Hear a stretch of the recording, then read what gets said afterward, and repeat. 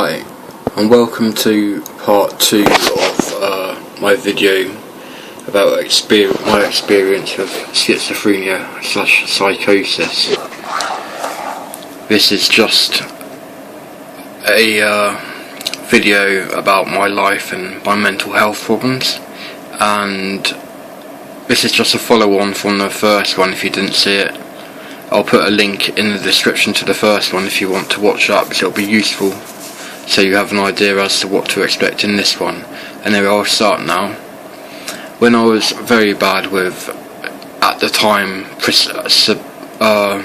diagnosed psychosis, I thought my next door neighbour was sending electric shocks through the wall in a semi-detached house that I used to live in, because I thought my next door neighbour was against me and wanted me dead, and he was trying to do stuff to kill me, and I thought that the electric shocks were destroying my brain cells. And every time I was sitting on the sofa, it seemed as though he was sending electric shocks through the wall, and I thought he had some device to do it, and I couldn't work out what it was, but I thought he had some device for sending electric shock sensations through the wall, which were going right through my body and right through my head as well, like electric zaps through my head, and it was really, really bad. It started freaking me out, and I used to pace around my house for hours, literally hours at a time, because of it. Couldn't stay in one place, had to keep pacing around, and it was very, very, very bad. That's just one thing. And I couldn't sleep in my bedroom at one point because I thought that if I slept in there I was actually killing people, because of a noise that I kept hearing when I was trying to sleep, because I couldn't sleep properly, and when I was trying to get to sleep I kept hearing noises, and what it was a beep from a smoke alarm when the battery was flat. And every time I've heard this noise I thought that's another person dead, because my brain was so powerful that it was actually killing people off. I know it sounds very, very, very weird to normal people, but this is what I believed, and this is what was true to me at the time.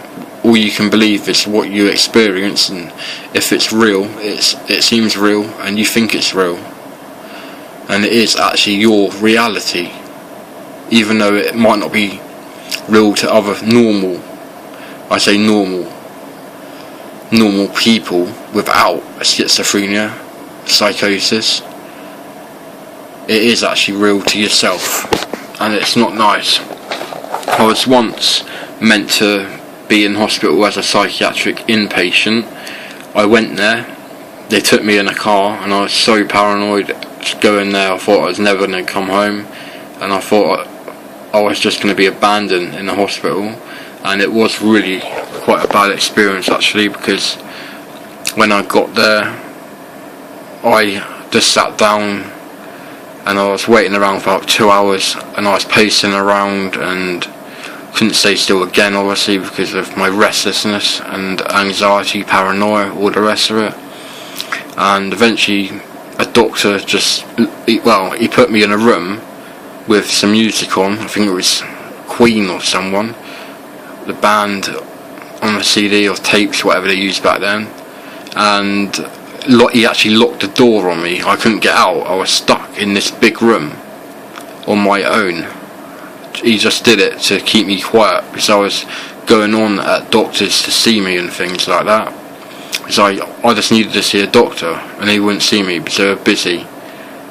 Yeah, I know I was like so bad that I shouldn't have been on my own in the first place. And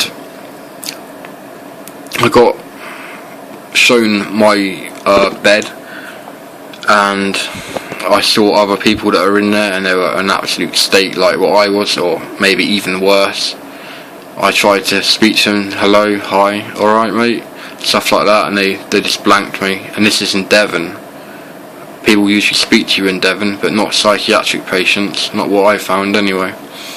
So I was just so paranoid and couldn't deal with it, and I had to eat some food which was absolutely disgusting, and I just wanted to leave so bad. I went and just knocked on loads of doors and found someone with a phone, and they let me dial my home number and to phone my dad up to come and get me. But every time when I phoned him, I wasn't sure it was actually him on the phone. I thought they were setting me up, and it was actually someone that's working at the hospital who was stitching me up, and just to sound like my dad. And basically I had to ask my dad loads of questions that only he would know the answer to, like stuff to do with his car or computer or things like that. Only like stuff that he knows, no one else would know. Not well, he would, but know stuff about his car perhaps. But yeah, well, like when he got it, or the process it in his computer, make of his computer, stuff like that. Yeah, so eventually this guy, who was actually really helpful to me, he stood by me and he waited with me until my dad picked me up, and I got my bits together and waited outside, and eventually he picked me up and I went home, and I was a lot more chilled out when I got home, but I was still really on edge. I can't remember if they changed my medication now when I was in there, because I didn't actually see a doctor. It was an absolute complete waste of time. I was in there for probably 14 to 16 hours and I didn't see a doctor at all, and they wanted to keep me in there overnight. They actually wanted to keep me in there for a week, I think, but God, no chance would I be putting out of that ever, unless I was like so bad that there was no option. That's the only way I'd do it, if there was no option. But I did have my support worker, and he saw me a few days after. And I've also been a psychiatric outpatient, and that was probably for 6 years, from 2004 till 2010, something like that. Maybe before that actually, because I went to college and did a course in 2008 from 2007, which was a course at a college which is too far to go every day, so I lived there in Exeter in Devon, and I did a computer course there, computer system support, City and Guilds level 2, and I passed it, and I was only the second person ever to pass that course. Unfortunately, the first person to pass it, who was on my course at the same time, and who was one of my best mates, unfortunately he passed away aged 33 of pneumonia, which was very upsetting to me because he was one of my best mates. So yeah, that was not good when I heard that he had died. And yeah, so it's a psychiatric outpatient. I used to see my psychiatrist, which did change a lot of times because there were locums and they changed a lot, and there was the foreign ones. I had a Spanish one, I couldn't even understand her. My support worker actually had to translate what she said to me, and you can imagine it wasn't ideal at all. And that's when I was prescribed the quetiapine again, because the Abilify gave me restless leg syndrome. I had really bad restless legs. I couldn't stay still because I was restless, anxious. And the quetiapine did calm me down 2 times 300 milligrams daily. That is what I was put back on. I was on that as well in 2006, but after that, like 3 years after that, I got put back on to 600 milligrams of quetiapine a day, which thank God I don't have to take now because it made me so tired. And I'm on so much other stuff now as well that I don't think I'll be able to cope with the drowsiness of taking such a high dose of quetiapine now.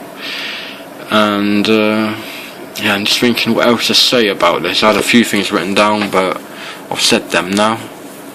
Yeah. So basically, I didn't go out much. I only went out when the only time I went out after a year of not going out was when my support worker was with me and I went to a doctor's appointment, a psychiatrist appointment in the main hospital in North Devon in Barnstable, and I had to have someone with me all the time that I knew. It couldn't just be a random person, I'd have to actually trust this person, so I knew that I would get home safely and I wouldn't be getting killed, and I was protected. I know it sounds daft, but I felt protected if there was someone that I could trust with me, either my mum, dad, or support worker, or when I was in the psychiatrist's room, the actual psychiatrist, I felt at ease just by being in the room because the door was shut and no one could hear me. Well, they couldn't actually hear my voice through my mouth, but I think they could hear what I was saying through my brain, because everything I said I thought was broadcast to people around me, into their heads, like actually going into their brain, which is pretty sketchy. Weird stuff it is, I tell you. Yeah, so I was diagnosed with depression way back as well, but I've been on fluoxetine, which is Prozac, and I've been on amitriptyline, which had a very, very bad reaction to me, and now I'm just on amisulpride, which is an antipsychotic in high doses or an antidepressant in low doses, and I take a low dose of amisulpride, just a 50mg pill in the morning with my blood pressure pill, which is called bisoprolol fumarate, 2.5mg, one pill. And now that I stopped drinking pretty much, I think that I'm going to ask my doctor if I can stop the bisoprolol, because my blood pressure might not be as high as it once was, and there's a possibility that it'll be low or normal. I hope it's normal. I don't think it's going to be low, but I've never ever had low blood pressure. If it's normal, I'll be very, very happy. Anything but high, I'll be happy. If I can get off the blood pressure pill to be down to 5 medications rather than 6. It's still a lot, I know, but it's one step at a time. I can't do it all in a day. Can't do it all really quickly, especially when I'm on stuff like diazepam, and also stuff that I do have to be on diazepam for my anxiety and restlessness, and it does help a lot. And I have to be on the quetiapine to calm my thoughts down, but the diazepam helps with that as well. So it does work. I do find that the diazepam is very addictive, and I've got a huge tolerance to it now, and I could take a large dose of it without getting too much of an effect, which isn't ideal. But getting off it apparently will take me upwards of a year, according to my GP, who recently retired. So I've got a new GP now who basically prescribes me anything I want. I've got oxycodone, oxynorm capsules just for migraine headaches, because I've tried nearly every opioid medication for my headaches, and obviously paracetamol and ibuprofen don't work on it. I've been on codeine, dihydrocodeine, which I swapped for the oxycodone, morphine pills, morphine liquid, oxycodone and tramadol as well. I haven't been on methadone or phenytoin or what's it called, Subutex or Substone or something like that. I can't think of what it's called. I think it's called Subutex or Subutex. I'm not sure how to say it. Anyway, I hope you've enjoyed watching this video. I better end it now because it's coming up to 14.5 minutes fairly soon, and it's gonna take up a lot of time to watch this and upload it as well. If you like this video, please like and subscribe if you want to see any more. I'll make more videos as the time goes on and I feel like it, basically. If you have any questions, feel free to write, and if you want, add me to Facebook if you've got similar problems, and I'll help you as much as I can.